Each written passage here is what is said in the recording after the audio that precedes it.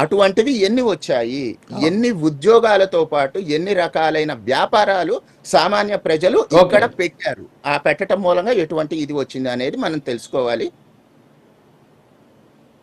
నేను చెప్పదలిచేది అదేనండి. బండారు వంశీకృష్ణ గారు, సో మొత్తం చూసాం ఇప్పుడు. వెంకటరెడ్డి గారు మాట్లాడారు, అలాగే హర్షవర్ధన్ గారు కూడా మాట్లాడారు. సో వాస్తవంగా అయితే 6 నెలలు ఈ కూటమి సర్కారు అధికారంలోకి వచ్చింది. సో అధికారంలోకి వచ్చిన నాటి నుంచి కూడా సంక్షేమం, అభివృద్ధి 2 కళ్ళలాగా భావించి ఉన్నటువంటి పరిస్థితులను బట్టి ప్రస్తుతానికి సర్కారు అవలంబించాల్సినటువంటి పనులు చేసుకుంటూ వెళ్తోంది. అయితే ఇక్కడ ప్రజలు ఎస్పెషల్లీ గతంలో సంక్షేమ పథకాలకి అలవాటు పడ్డారు కాబట్టి, సో ప్రజలు అంతిమంగా మా ఊరికి ఏం జరిగింది అనే దాన్ని పక్కన పెట్టేస్తే నా ఇంటికి ఏమొచ్చింది అనేటటువంటి ఆలోచన ధోరణికి ప్రభుత్వాలు ఆ మైండ్ సెట్ని మార్చాయి కాబట్టి, సో ఇప్పుడు ఇది వ్యతిరేకతగా మారేటటువంటి ఛాన్సెస్ కనిపిస్తున్నాయి. సో దీని మీద మీ ప్రభుత్వం ఏం చేయబోతోంది?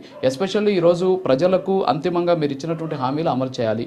సో వాస్తవంగా అయితే అభివృద్ధి అనేది మా ఊరు, అలాగే మా గ్రామం, మా మండలం అనేది పోయి నా ఇల్లు నాకు అనేటటువంటి అంశంగా మారిపోయింది కాబట్టి ఈ రోజుల్లో, సో దాన్నే అభివృద్ధి సంక్షేమంగా మార్చుకోవాల్సినటువంటి పరిస్థితికి ప్రజల మైండ్ సెట్ వచ్చేసింది. ఏమంటారు వంశీకృష్ణ గారు? ముందుగా అండి, వెంకటరెడ్డి గారి గురించి నేను చాలా డిబేట్లు చూశాను. ఆయన అబద్ధాలను చాలా కాన్ఫిడెంట్గా చెప్తారని చెప్పేసి కూడా చాలా మంది మా వాళ్ళు చెప్పారు. అయితే ఇక్కడ వెంకటరెడ్డి గారు జస్ట్ ఇప్పుడే చెప్పారు 1,20,000 కోట్ల అప్పు కూటమి ప్రభుత్వం వచ్చిన 6 నెలల్లోనే చేసింది అనేసి. అలా అని సాక్షిలో కూడా 1,20,000 కోట్లు రాయల పాపం. సాక్షి కొంచెం వెంకటరెడ్డి గారి కంటే తక్కువే చెప్పింది. సాక్షి చెప్పింది 74,000 కోట్లు ఆర్బీఐ అప్పు ఇచ్చింది అని చెప్పేశారు. అయితే అసలు ఆంధ్రప్రదేశ్లో కూటమి ప్రభుత్వం వచ్చాక వచ్చినటువంటి అప్పు 42,000 కోట్లు. ఈ 42,000 కోట్లలో కూడా గత ప్రభుత్వం చేసినటువంటి అప్పులకు కట్టేటటువంటి వడ్డీ నెలకి 2,800 కోట్లు. అంటే ఇప్పటి వరకు 18,000 కోట్లు గత ప్రభుత్వం చేసినటువంటి అప్పులకి వడ్డీ కట్టాల్సి వచ్చింది. ఆ తర్వాత 1,800 కోట్ల రూపాయలు ఈ గత ప్రభుత్వం ఇచ్చినటువంటి రైతులకు ఏదైతే ఇవ్వాలో ఆ ఫండ్స్ రిలీజ్ చేశారు. సో వెంకటరెడ్డి గారు ముందుగా వాస్తవాలు చెప్పాలి. ఆ తర్వాత మీరు చెప్పారు ఇప్పుడు నా ఇల్లు నా ఊరు అని చూసుకుంటా ఉన్నారు ప్రజలు అని చెప్పేసి. ప్రతి ఇంటికి కూడా కూటమి ప్రభుత్వం మేలు చేస్తుంది అని చెప్పేసి మేము అధికారంలోకి రాకముందు హామీ ఇచ్చాం. అదే దిశగా ప్రయాణిస్తా ఉన్నాం. ప్రతి ఇంటికి ప్రతి ఇంట్లో ఉద్యోగం ఉండాలి అని చెప్పేసి ప్రయాణిస్తా ఉన్నాం. ఏదైతే నిన్న చూసుకుంటే 1,82,621 కోట్ల రూపాయల పెట్టుబడులకు నిన్న ప్రభుత్వం ఆమోదం తెలిపింది. అదే మాదిరిగా 2 లక్షల ఉద్యోగాలు కూడా నిన్న మీరు కేబినెట్ భేటీలో చూసుంటారు. అదే మాదిరిగా మీరు చూసుకుంటే గతంలో తరలిపోయినటువంటి కంపెనీలన్నీ కూడా వెనక్కి వస్తున్నటువంటి పరిస్థితి. లూలు కావచ్చు, టీసీఎస్ కావచ్చు, అన్నీ కూడా వెనక్కి వస్తున్నటువంటి పరిస్థితి. ఇలా నేను ఇదంతా ఎందుకు చెప్తా ఉన్నానంటే ఇట్లాంటి పరిశ్రమలన్నీ ఎందుకు వస్తే వెనక్కి ప్రతి ఇంటికి మేలు జరుగుతుంది, ప్రతి ఇంటికి ఉద్యోగం వస్తూ ఉంది. మేమేదైతే కట్టుబడి ఉన్నామో, మా హామీలకు మేమేదైతే కట్టుబడి ఉన్నామో ప్రతి ఇంటికి ఉద్యోగం ఇస్తాం. ఇల్లు మేలు జరుగుతుంది, ఊరు బాగుపడుతుంది, వాడ బాగుపడుతుంది, రాష్ట్రం కూడా బాగుపడతా ఉంది.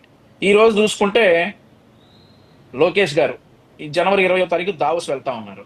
వాస్తవంగా గత పాలకులు మీరు చూడొచ్చు, చలి ఎక్కువగా ఉంది మేము దావోస్ వెళ్ళకపోతా ఉన్నాం అన్నటువంటి మంత్రి గారు. ఆ తర్వాత కోడిగుడ్లు పెడతా ఉన్నాయి పొదుగుతున్నాయి అని చెప్పినటువంటి అదే మంత్రి గారు.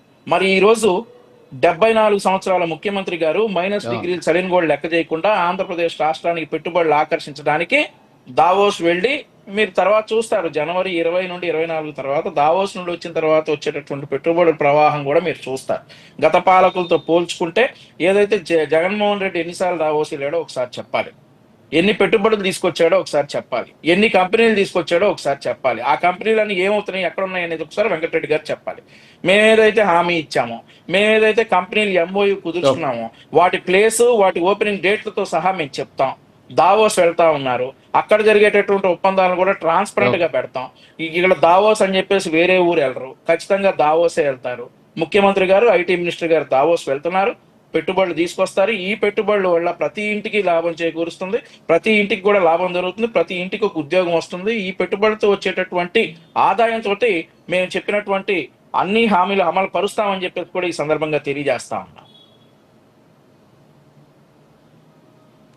ఓకే, గుడివాడ శేషబాబు గారు జనసేన నాయకులు. సో వారితో ఒకసారి మాట్లాడదాం.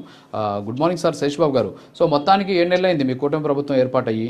సో ఈ 7 నెలల్లో సూపర్ 6 పథకాలకు సంబంధించి ఇంకా కూడా ప్రజల్లో ఒక క్లారిటీ లేనటువంటి పరిస్థితి. ప్రజలు ఇంకా కూడా ఎదురు చూస్తున్నారు, ఎప్పుడు ఈ హామీలు అమలు చేస్తారా, నెరవేరుస్తారా అని చెప్పేసి. సో ఇప్పటికే ఆల్మోస్ట్ డిబేట్ సగం అయిపోయింది. ఇప్పటికే అందరూ కూడా చెప్పడం జరిగింది. సో ఖచ్చితంగా ప్రతి ఇంటికి మేలు చేసే